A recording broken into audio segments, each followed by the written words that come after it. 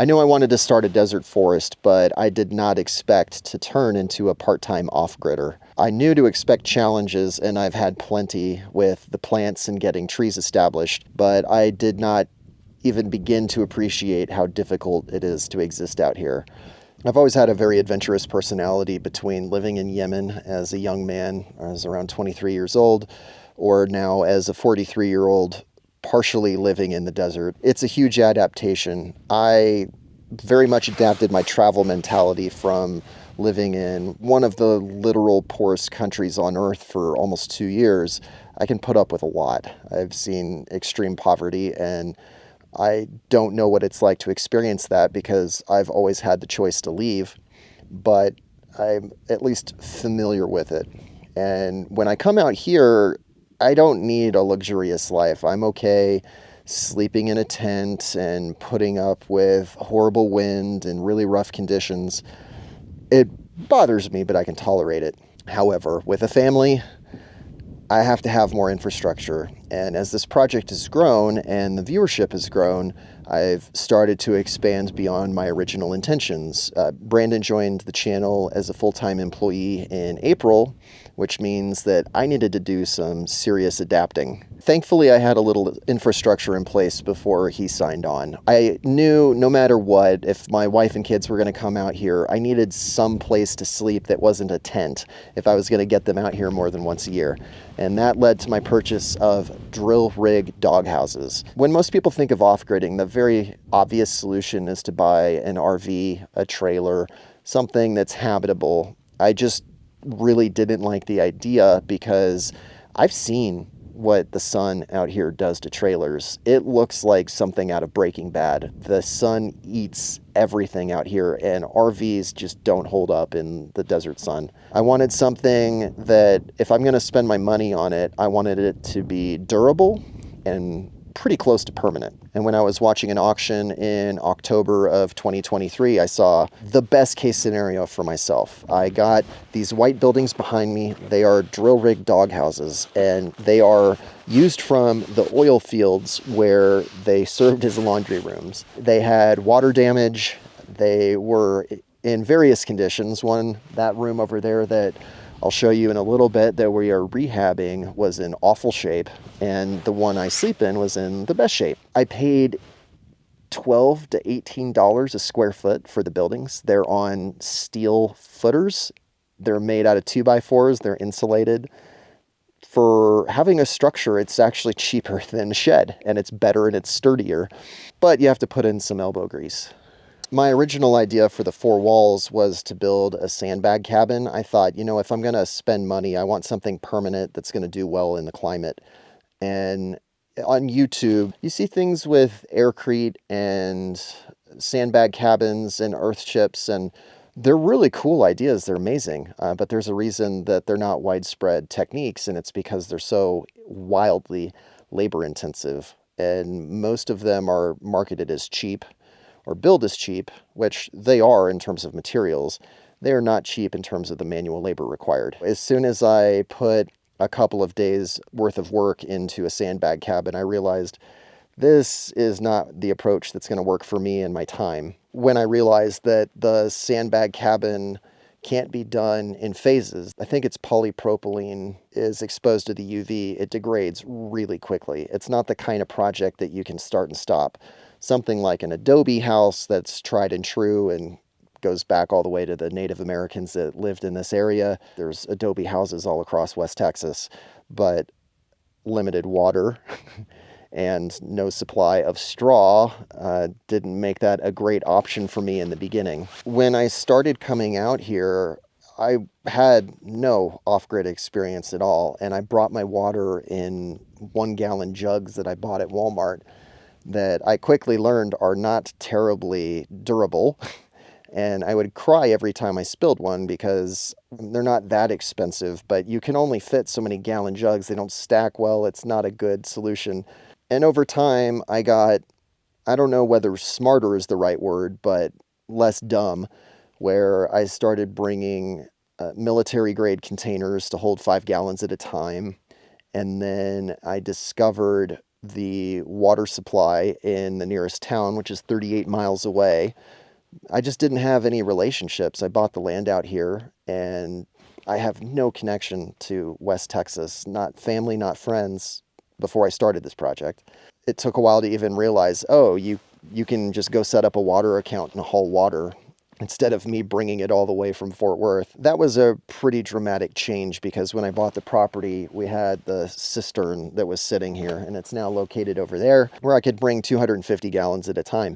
It takes a lot of pressure off. That gives you enough water where you can shower and clean and do dishes without worrying about, I have 5 gallons. Do I really want to spend a gallon of water washing dishes?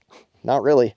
Over time, as I've become more established, I've met more of my neighbors, and a key person that I met has been Bill. He owns about 3,000 acres to the south of me. He has many water wells on his property, and the best one is near the old schoolhouse that's also on his land. And he's happy for me to use it because he likes my project building the desert forest, but he also gets some benefit because that well is being used. The first time I drew water out of a well that hadn't been drawn on in 20 years was nasty. Give it a good breath. It's just really pungent. Like I could feel my nostrils flaring out when I breathe it in. It's burning. Yeah, we ought to get that water tested. It smelled rank. Bill had told me how clean and delicious that water was, and it took a while to come around. But after getting the water tested and after drawing on that well 3 or 4 times, the water quality cleaned up dramatically. And it really is, it's great water. It has high fluoride and high iron. And other than that, it's really clean right out of the well. Thank you to Tecovas for sponsoring today's episode. Everything in the desert wants to poke, prod, bite, stab you. Nothing out here is friendly. And that's why I like to keep my feet covered with Tecovas, whether I am doing plant work when I wear the cowboy boots or I am working on heavy equipment wearing my safety toe. I wear Tecovas as my footwear, and not just on the episodes they're sponsoring. I wear them every single day out here. I've worn other safety toes before, and they cut my toe when I'm walking on uneven terrain, and knowing that the Tecovas are better designed, it's just more comfortable for my toe while I keep my feet safe around all the heavy steel that I'm working around. Tecovas is a Texas-based company. It's a great brand. They make great boots. You might be looking for Western style footwear just for your own style or for your work environment where you'd like the style but you need the safety toe. Tecovas is a great option that I highly recommend. The Tecovas boots meet the ASTM standards for safety toe, slip resistance, and protection from electrical hazards to ensure safety and comfort in every environment. Make sure you click the link in the description or scan the QR code that you see on the screen. That will take you to Tecovas, where you can get your new favorite pair of work boots or cowboy boots today. The way I've seen people successfully off-grid out here is very few people just move. What they do is they have either a stair-step strategy or a Lego strategy. And the Lego strategy is kind of what I'm following, where I made do with what I had and then I upgraded. And then after I upgraded, I've upgraded some more and some more. One of my neighbors is a truck driver. He owns a small trucking company, which one gives him stable employment, but it also would bring him to this area routinely. He was living on the East Coast, and then he would get jobs driving him all across the United States. And he would intentionally take jobs that would pass him through Sierra Blanca. So he would be here somewhat on the regular, where he could spend time here, get to know the place a little bit better. And him and his wife slowly made more and more of a commitment, building buildings, adding a mobile home, adding a metal building. It's a much easier way to get established in an off-grid setup instead of just biting the bullet and burning the bridges and going for it. There are people out here that have done it, but they are not common at all. Most people are either part-timers or they slowly ease into it so that they get a really good sense of what they're getting into. The best story I heard is from Barefoot Joe. Red light draw is all dirt roads. We don't have a paved road in this valley. Taxi cab pulls up in front of my house. A young kid, mid-20s, with his pregnant wife in a wheelchair, looking for their property that they bought out here. My brother-in-law talked to him and said, how are you going to get water? I said we could get water in town. You can, but how are you going to get there? You're going to call a taxi from El Paso every time you want to go into town to get water? The best thing you can do is turn around, Go back, get on a bus, go back wherever you came from. No planning, no preparation, nothing. Thankfully, they were able to get back in the same taxi and tuck tail and go back to El Paso. For me, this project's been all about building the most random skill sets that, well, they're not random at all. They're just super dude-tastic skill sets that I've always been interested in. I just never had a reason to learn. A few days ago, I learned to stick weld. Now, I'm a terrible stick welder, and I won't weld anything that is structural, but I can make some frames and stick some pieces of metal together, or maybe make some shelves. And the reason I need to stick weld is the bulldozer. I've improved that road dramatically, and the reason is a bulldozer. Buying, maintaining, and operating a bulldozer is not a skill set that I had as a software developer. I've never had a job that had anything to do with the trades or blue collar. And going from my office job to figuring out how to maintain a bulldozer where the nearest mechanic is in El Paso, an hour and a half to 2 hours away, that's a big risk and a big challenge. When I started coming out here, it was in my Toyota Tacoma, and it's put up with some really, really difficult terrain. It got me out here. It's been super reliable, and the terrain gave it some pretty intense challenges. When I got the bulldozer, I was able to make some pretty significant improvements to where we don't have to worry about 4 low if everything's dry. Or, yeah, the road's bumpy, but you would get here. And over time, as my project gets a little more established, I started doing things like bringing trailers. Well, the trailers aren't quite as rugged as the Tacoma, and when you're blowing tires and bending axles because rocks this large are on the side of the road, it's a good reason to use the bulldozer to clean those up. Then, because of my Desert Forest project, I bought an International 4300, which is a really big truck with nothing in the way of a comfort suspension. It's all geared to towing. And driving on the roads now, which is fine in a Suburban, it's fine in a Tacoma, but you get in a big truck like that, it's awful. And having a bulldozer is essential if you don't have county access all the way to your property. Everything just keeps building and snowballing on itself. I have infrastructure. A really good example of it is this electrical room right beside me. It is made out of IBC containers, which is essential out here. I had no idea what an IBC tote was before this project. Now I think about them and all the different ways I can use them. It's my shower stall. It really works well as a shower, but for any kind of interior space, it's not the fastest solution. I think the only thing you might use an IBC for that's not a shower, if you weld them together, you could make a door. Like if you just needed something that you could lay flat on the ground and sleep in that's not a tent, and you literally have a cubby. I don't think that's a good idea, but learning how to deal with the electricity has been a huge issue. And it's not that it's complicated. Anybody can learn very quickly how to wire a 12-volt system together. What's a lot more complicated is just the finer details when you're not near help. I have Starlink, and I'm able to look up solutions when I have problems, but I'm on my own and I don't have anybody to talk to and no skill set to build it. When I had the batteries in my room, I struggled for months and months. I would just have these weird electrical issues that I couldn't explain, and I was ruining batteries, and just turned out I wasn't tightening the bolts down enough. I would do them hand tight and give them a real good twist and make sure the connection was firm, and hand tight is not nearly good enough. Daniel likes to make the joke that you got to tighten them to the German standard, guten tight. Sometimes it's easy to make mistakes. I spent 9 hours wiring everything when I moved the batteries out of my room and into a dedicated space. And at the very end, I forgot to tighten one wire leading into a fuse. And when I came back, it was scorching hot. I almost burned down the electrical room that wasn't even a month old.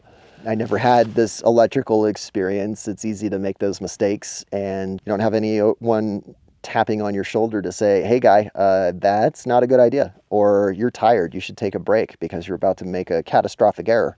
I've been on my feet all day. I'm gonna get a chair. Hey guys, one thing I'd like to address, but it doesn't fit in a Dust Ups episode, is how I've designed this life for myself, where I'm able to have my family and have this desert forest project and the resources to make all these things happen. I'm not a tech bro. I didn't have a big cryptocurrency windfall. I was very intentional about this process, and I'd like to share that story with you if you're interested. It's a little bonus episode. You can click the link in the description or scan the QR code to watch that bonus episode here on YouTube. And if not, keep watching this Dust Ups episode.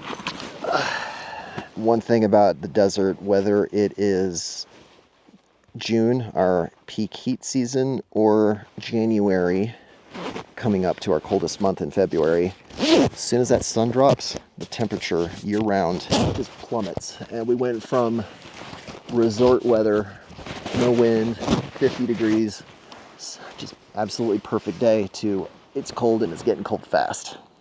The expanding infrastructure is how you do it. And as I get more momentum with the desert forest and getting more equipment, now I need a place to put all that stuff. Yes, you can park it in the sun, and that's cheaper than having a building in the short run. But because the sun eats hydraulic hoses, because rats like to climb in vehicles, it's much better to have an enclosed space. And I see a day when I definitely need a giant carport. I probably need a garage or shipping containers with a roof spanning two of them. We'll see.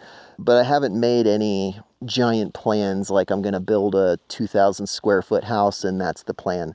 See people do it online, but I think when you go into an off-grid situation, you don't know what you don't know. You don't know how you're going to like it. If you're in construction, then you know your skill set. But if you're like me and you don't have any experience doing anything like this, I think it's a lot smarter to put your toe in the water and just get some experience, because you can read books all day long. I read about solar systems, sandbag cabins. I've watched every video on YouTube about natural earth building, and it's different when you start to do it.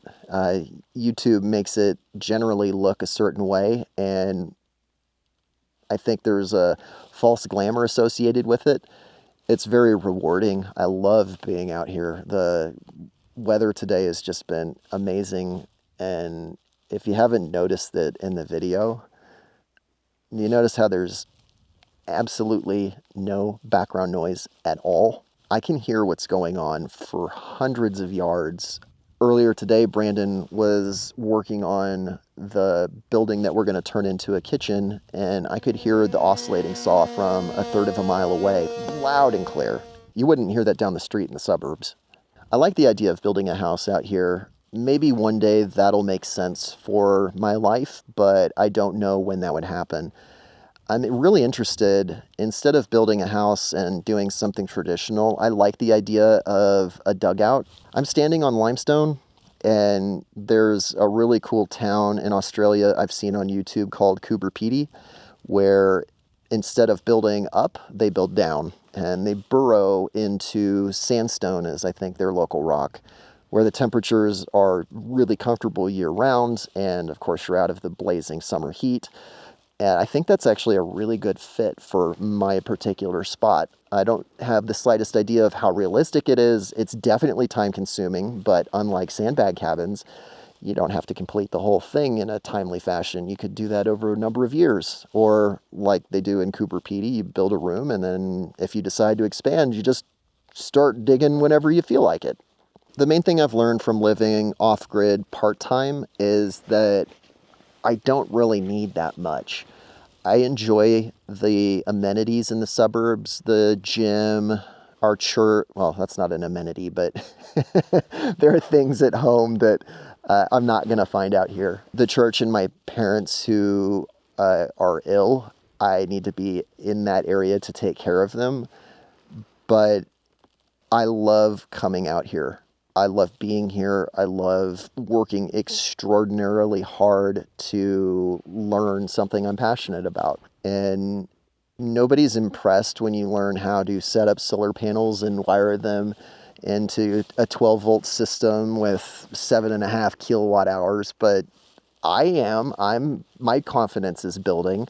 It's not something that you really do for anybody else. It's the electricity was essential when I came out here, because if you come out here in June or July and you want to stay for a week, the meat needs to stay cold. And if you don't have buildings and the cooler stays in the sun, I don't care what Yeti or Arctic or whatever brand you use, it is not going to stay cold. It's a big motivation to get electricity. I would use my truck to power Starlink whenever I needed internet access. But when I realized I needed consistent electricity was because I couldn't keep my food fresh. I needed a refrigerator, and that was just too much power for running off of a car battery. I know there are people that off-grid without electricity, and more power to them. I'm not trying to escape civilization. I like not having distractions. The internet kind of is a distraction, but I have so much work out here that I want to get done. And you know what's the most freeing concept of this off-grid experience?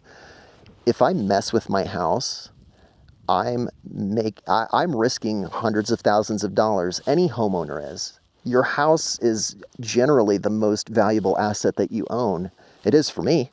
And I'm not going to take the risk of adding an extension and code compliance, and you can catastrophically mess up your finances by messing with your house. Out here is a blank slate. We don't even have a building code in the entire county. If I want to build something completely ridiculous or something very unorthodox like a sandbag cabin, nobody cares. I can do whatever I want. And because I'm in this blank slate situation, it's a much safer place for me to learn. I can learn how to wire battery systems and solar panels and keep the VOC voltage down so that the charge controller is happy and not have to worry about somebody designing the system for me. It's not that I want to do it myself. It's being able to fix it when a problem will come up. If it's a hunting cabin and you're out on the property once or twice a year, no big deal. Have somebody design it for you. But if you have to install this system yourself and you've never done it before, you're going to mess something up, and you got to be able to fix it on your own. And it took me a long time to work through the problems and finally get to a point where the system was stable. When you're out here, if you want to be distracted, you certainly can. You could lay inside all day and watch YouTube, but when you're out here for a reason and you have that blank slate, you're not constrained by ruining your house or irritating your neighbors. You can do whatever you want. And I see the extremes. I'm the poster child of the busy bee running the bulldozer, work. And Bearded Man, my neighbor down there, he doesn't do a thing. He just sits in a trailer all day and chills. He doesn't work, and he's quite content with his life. And if you want to just hang out and you've got a way to pay for it, you can do that. And if you are a worker bee like me, you can do that. And I like that somebody like me and somebody like Bearded Man could be in the exact same spot, living a completely different approach. I feel like I'm building something and working towards something, and he's chilling. I'm going to be at this for years to come. I don't see any point where I don't enjoy being out here. I've had experiences in the desert across my life. My grandfather lived in the desert, and then I spent a lot of time in the Middle East, and then now I'm here. I don't see myself giving it up. And my favorite part is the learning journey. It's a core promise of the channel that I'm learning on camera. I haven't focused much on the off-grid element because it's not the reason I'm out here, but because I can only overlook the infrastructure problem for so long. It's just something that I have to address and I have to put time into. And in fact, the YouTube channel has been a constraint where I've promised to build a desert forest, and so I spend 90% of my time doing desert forest things and neglecting basic infrastructure.